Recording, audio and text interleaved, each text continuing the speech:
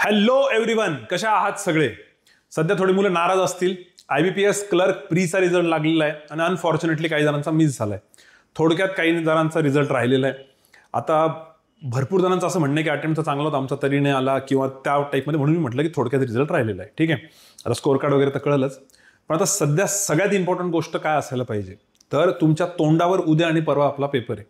RRBचा form सगळ्यांनी भरलेला असेल ज्यांचा IBPS क्लर्क होता त्यांनी. ठीक आहे, त्यामुळे तुम्हाला खूप मोठी ऑपॉर्च्युनिटी आहे उद्या परवाची. तर मग आता ह्या गोष्टीवरती रडत बसण्यात आणि डोकं रिकामं शॉर्ट करून घेण्यात काही अर्थ नाही आहे की सर माझा IBPS क्लर्क नाही आला, माझा IBPS क्लर्क नाही आला.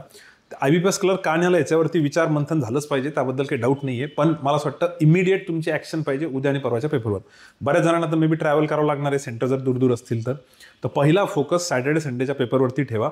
त्याच्यासाठी लास्ट मिनिट स्ट्रॅटर्जी, बाकी सगळ्या ॲक्टिव्हिटीज आपल्या टेलिग्रामवर तुम्हाला दिसेलच. ठीक आहे, ते नक्की करा.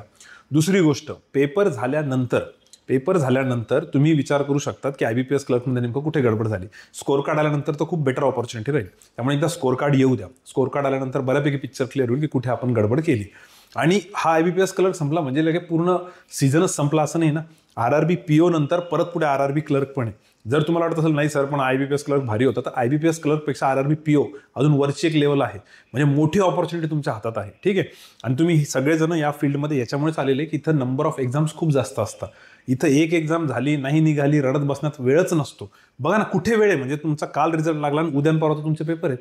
त्यामुळे मला असं वाटतं जितक्या लवकर प्रॅक्टिकली विचार कराल तेवढं तुमचं बेटर राहील. किती दिवस रडायचं काय रडायचं तुमच्या हातात आहे. आणि तुम्हाला याच्यानंतर रिग्रेट होईल की मी लवकर ॲक्शन घ्यायला पाहिजे होती. म्हणून पहिले ॲक्शन RRB PO वरती घेऊ आपण.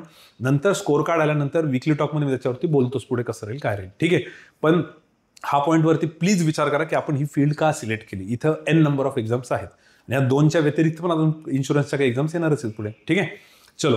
सो या पॉईंटने मला वाटतं आपण इथं स्टॉप करू. लास्ट मिनिट स्ट्रॅटर्जी RRB POची आजच असणार आहे 4:15 वाजता. ती डेफिनेटली बघा, त्याच्याने नक्कीच काही ना काही फायदा होईल तुम्हाला.